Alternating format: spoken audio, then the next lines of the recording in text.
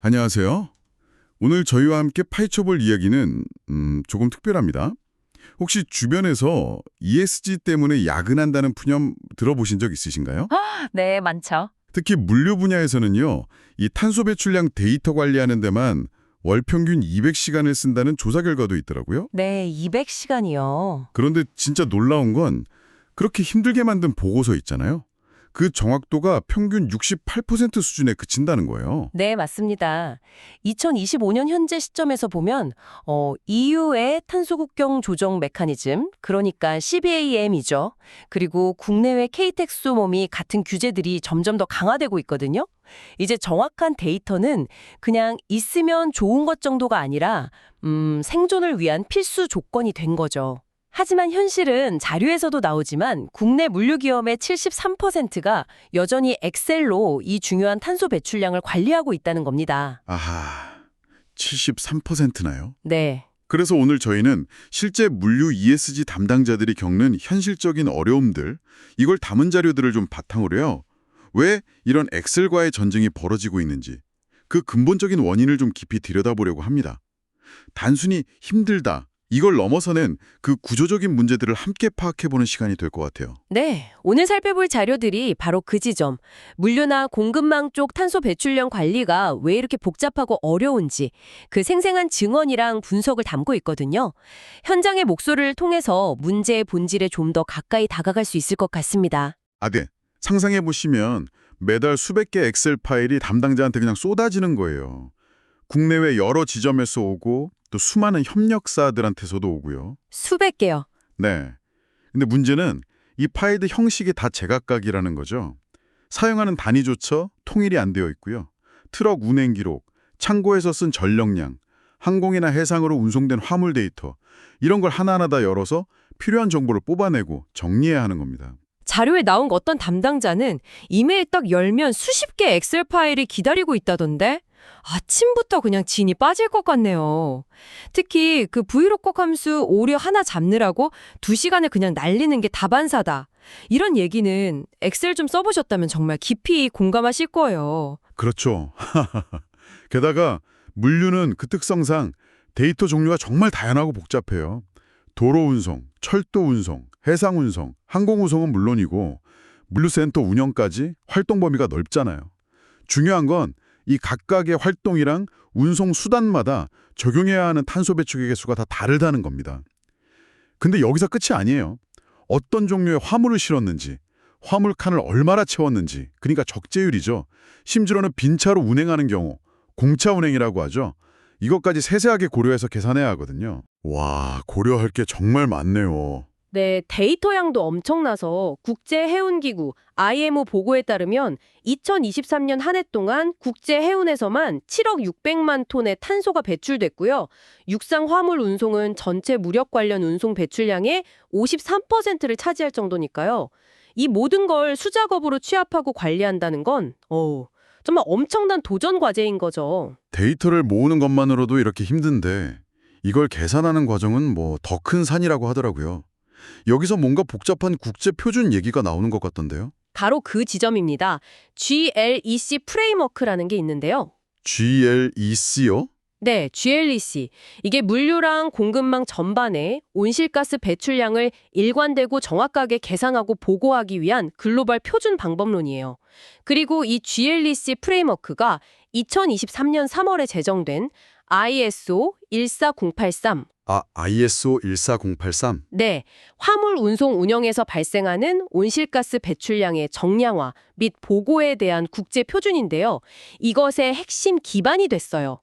그러니까 사실상 글로벌 물류 업계에서는 반드시 따라야 하는 기준이 된 셈이죠. 유엔이나 CDP. CDP, 탄소정보 공개 프로젝트요? 네, 맞아요. 그런 주요 기관에서도 이 GLEC 준수를 아주 강력히 권고하고 있고요. 국제 표준까지 나왔는데 문제는 이걸 여전히 엑셀로 처리하려고 한다는 거군요. 그게 왜 현실적으로 어렵다는 건가요? 그 ISO 14083 표준은요, 단순히 전체 운송 거리만 보는 게 아니에요. 예를 들어서 트럭 운송 구간, 해상 운송 구간, 창고 보관 같이 운송 과정을 아주 세부적인 단계로 나누거든요. 이걸 TC, 트랜스포트 체인 엘리먼트, 우리말로는 운송사슬 요소라고 부르는데요. 이런 단계로 나누거나 아니면 비슷한 운송 방식끼리 묶기도 하고요. 이걸 TOC, 트랜스포트 오퍼레이션 카테고리라고 합니다. 이렇게 분류해서 각각의 탄소 배출량을 아주 정확하게 계산하도록 요구해요. 사실상 운송의 모든 마디마디를 다 추적해서 배출량을 산정해야 하는 셈이죠. 예를 들어 설명해 주시면 조금 더 와닿을 것 같아요. 좋습니다. 가령 서울 공장에서 만든 제품을 트럭으로 부산항까지 옮겨요. 그리고 부산항에서 컨테이너선에 실어서 미국 LA항까지 보내고 LA에서 다시 철도로 이용해서 뉴욕의 최종 고객한테 전달한다고 해보죠. 네. 이 전체 과정에서 트럭 운송, 컨테이너선 해상 운송, 철도 운송이라는 각기 다른 구간마다 서로 다른 배출 계수랑 계산 로직을 적용해야 합니다. 심지어 같은 해상 운송이라도 컨테이너선, 벌크선, 유조선은 배출량 계산법이 또 다르고요. 정말 복잡하네요. 네, 이 모든 복잡한 계산을 수작업으로, 그것도 엑셀 함수 몇 개로 처리하려고 하면 오류가 발생할 가능성이 너무나 높습니다. 자료에서 이걸 2025년에 주판으로 회계하는 것에 비유했던데 현재 상황의 어려움을 정말 잘 보여주는 표현이라고 생각해요. 정말 주판알 튕기는 심정이겠네요. 그런데 이렇게 힘들게 데이터를 모으고 계산해도 이게 실시간 상황을 알 수 없다면 효과가 좀 반감될 것 같아요. 세 번째 이유인 실시간 추적의 불가능성이 바로 그 문제인 거죠. 대부분 한 달치 데이터를 몰아서 처리한다고요? 정확합니다. ESG 경영, 특히 환경, 이 부문의 성과를 개선하려면요. 현재 어떤 활동에서 탄소 배출이 많이 나오는지 이걸 실시간으로 파악해야 돼요. 그리고 문제점을 빨리 찾아서 개선 조치를 취해야 의미가 있는 거거든요. 그렇죠. 바로바로 알아야죠. 근데 대부분의 기업들이 월말 마감 시간에 쫓겨서 지난달 데이터를 정리하는 방식으로는 이런 신속한 대응이 원천적으로 불가능한 거죠. 최근 컨설턴시.eu 보고서에서도 엑셀 기반 관리 방식의 치명적인 약점으로 데이터의 추적성과 확장성 부족을 꼽았어요. 운송 경로가 바뀌거나 사용하는 연료 종류가 달라지거나 각국의 배출 규제가 수시로 변하는데 이걸 엑셀 파일에 그때그때 반영하기가 거의 불가능하다는 겁니다. 이건 단순히 내부적인 효율성 문제를 넘어서 그 외부적인 요구, 특히 규제 준수 측면에서도 좀 심각한 문제를 일으킬 수 있겠는데요. 바로 그 점이 핵심입니다. 예를 들어 2025년부터 더욱 강화된 EU의 CSRD. CSRD, 기업 지속 가능성 보고 지치며 네, 그거랑 미국 증권거래위원회 SEC의 기후공시 규정 같은 것들은 기업에게 단순히 결과값만 보고하라는 게 아니에요. 데이터가 어떻게 수집됐고 어떤 기준으로 계산됐으며 그 과정이 신뢰할 만하고 검증 가능한지, 즉 감사 가능한 수준의 투명성을 요구합니다. 감사 가능 수준이요? 네. 월말에 담당자 몇 명이 밤새 엑셀 함수랑 씨름하면서 만든 데이터로는 이런 엄격한 요구사항을 충족시키기가 현실적으로 매우 어렵습니다. 나중에 벌금을 맞거나 감사에서 문제가 생기거나 심하면 투자나 거래가 끊길 수도 있는 그런 실질적인 위험인 거죠. 자, 그럼 네 번째 이유로 넘어가 보죠. 협업의 어려움인데요. ESG 관리가 어느 한 부서의 노력만으로는 절대 불가능할 텐데 이 협업 과정에서도 엑셀이 발목을 잡는다 이거죠. 구체적으로 어떤 문제들이 생기나요? 그 탄소 배출량 데이터라는 게 아시다시피 기업 활동의 거의 모든 영역에서 발생하잖아요. 실제 운송을 담당하는 팀, 물류센터 관리팀, 연료나 사제 구매팀, 국내외 지사들, 그리고 외부 협력사까지 이 모든 관련 주체들의 데이터가 유기적으로 연결되고 통합되어야 전체적인 그림을 파악하고 관리할 수 있습니다. 네, 다 엮여 있죠. 그런데 현실은 각 부서나 협력사가 그냥 자기들만의 방식으로 정리한 엑셀 파일을 이메일로 주고받는 수준에 머물러 있는 경우가 많아요. 이러다 보니까 데이터가 누락되거나 중복되는 일이 비일비재하고요. 전체적인 현황 파악하는 데 너무 많은 시간이 걸리죠. 여기서 그 유명한 버전 관리의 악몽이 펼쳐지는군요. 자료에도 나오잖아요. 탄소 배출량 최종점 XLSX였다가 누가 수정하면 탄소 배출량 최종 진짜 최종 XLSX. 또 고치면 탄소 배출량 최종 진짜 최종 수정본 버전이 .XLSX. 뭐가 진짜 마지막 버전인지 몰라서 혼란스러웠던 경험 다들 한 번쯤 있으실 것 같아요. 저도 그런데요.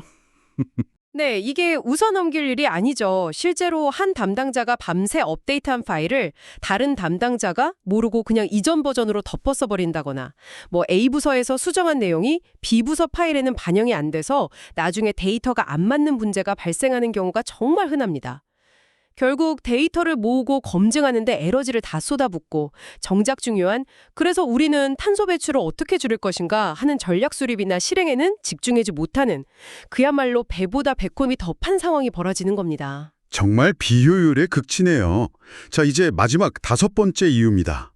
자료에서는 이 부분이 담당자들에게 정말 고통스럽다고 표현될 정도로 큰 스트레스라고 하는데요. 바로 고객사, 즉 화주사마다 요구하는 보고서 형식이 제각각이라는 점입니다. 이건 또 어떤 어려움일까요? 이것도 실무자 입장에서는 정말 죽을 맛이죠. 어렵게 국제 표준에 맞춰서 탄소 배출량 데이터를 다 계산해 놨는데 이걸 그대로 내면 되는 게 아니에요. 아, 그런가요? 네, 거래하는 고객사마다 자신들이 원하는 형식의 보고서를 요구하는 거죠. 예를 들어 A라는 고객사는 국제적인 지속가능성 보고 기준인 GRI 가이드라인에 맞춰서 보고서를 달라고 하고 GRI요? 네, B 고객사는 탄소정보 공개 프로젝트인 CDP 형식으로 제출하라고 합니다. CDP 형식. 그런데 C 고객사는 아예 자기 회사만의 독자적인 양식을 사용하기도 하고요. 결국 똑같은 데이터를 가지고 수십 개의 서로 다른 보고서를 그것도 수작업으로 만들어야 하는 상황이 벌어집니다. 똑같은 내용인데 포장지만 계속 바꿔야 하는 거네요. 특히 해외 기업들이랑 거래한다면 더 복잡해지겠군요. 그렇습니다. 글로벌 기업들과 거래하는 경우에는 그 기업이 속한 국가의 규제나 특정 산업별 요구사항까지 맞춰야 할 수도 있어요. 예를 들어 프랑스 기업과 거래한다면 프랑스의 특정 법규를 따라야 할 수도 있고 특정 글로벌 이니셔티브에 가입된 기업이라면 그 이니셔티브의 보고 기준까지 요구할 수 있죠. 매번 데이터를 추출해서 다른 형식으로 다시 가공하고 단위를 변환하고 요청하는 그래프나 표를 새로 그리는 작업을 반복해야 합니다. 이건 단순한 시간 낭비를 넘어서요. 그 과정 중에 오류가 발생할 위험을 크게 높입니다. 보고서의 숫자 하나, 단위 하나만 틀려도 보고서 전체의 신뢰도가 무너지고 최악의 경우엔 힘들게 쌓아온 고객과의 관계에도 금이 갈 수 있죠. 듣고 보니 정말 엑셀 지옥이라는 표현이 과장이 아니네요. 그래서 많은 기업들이 이런 문제를 해결하려고 디지털 전환, 그러니까 시스템 도입을 서두르고 있다는 거군요. 자료에서도 2025년 기준으로 국내 상위 30대 물류기업 중 85%가 관련 프로젝트를 진행 중이라고 하니까요. 네, 맞습니다. 더 이상 수작업 방식으로는 경쟁력을 유지하기 어렵다 이런 판단이 작용한 결과겠죠. 반복적이고 비효율적인 작업에서 벗어나서 보다 정확하고 신뢰성 있는 데이터를 기반으로 실질적인 탄소 감축 활동에 집중하기 위한 움직임이라고 볼 수 있습니다. 자, 이렇게 물류 ESG 담당자들이 겪는 5가지 현실적인 어려움. 끝없는 수작업 데이터 수집, 복잡한 국제표준 계산, 실시간 추적의 부재, 협업의 걸림돌, 그리고 다양한 보고서 형식 요구. 이걸 자세히 살펴봤습니다. 정말 보통 힘든 일이 아니라는 게 느껴지는데요. 하지만 이 자료들이 문제점만 쭉 늘어놓고 끝나지는 않습니다. 희망적인 대안도 제시하고 있죠. 그렇습니다. 지속 가능한 물류를 위한 글로벌 비영리 조직이죠. 스마트 프레이트 센터의 조사 결과를 인용하면서요. 이런 문제들을 해결할 열쇠로 API 기반의 자동화된 탄소 관리 시스템 도입을 강조합니다. API 기반 시스템이요? 네, API라는 게 애플리케이션 프로그래밍 인터페이스의 약자인데 서로 다른 시스템이나 소프트웨어가 데이터를 원활하게 주고받을 수 있게 연결해주는 기술이거든요. 이걸 활용하면 흩어져 있는 데이터들을 자동으로 싹 모으고 국제 표준에 맞춰서 계산하고 다양한 형식의 보고서까지 생성하는 게 가능해진다는 거죠. 실제로 이런 시스템을 도입한 기업들 사례를 보면요. 탄소 데이터를 처리하는 데 걸리는 시간을 평균 91%나 단축했고요. 91%요? 와. 네. 그리고 데이터의 정확도는 97.5%까지 끌어올리는 정말 놀라운 성과를 거두었다고 합니다. 91% 시간 단축에 98.5% 정확도 향상이라니 이건 정말 엄청난 변화인데요. 매일같이 엑셀이랑 씨름하면서 야근하던 담당자들이 이제 그 시간을 절약해서 본연의 임무인 지속가능한 물류 전략을 고민하고 실행하는 데 집중할 수 있게 된다는 의미잖아요. 정말 엑셀 지옥에서 벗어날 희망이 보이는 것 같습니다. 네. 오늘 저희가 주로 다룬 이 물류 분야의 사례는 비단 이 업계만의 문제는 아닐 겁니다.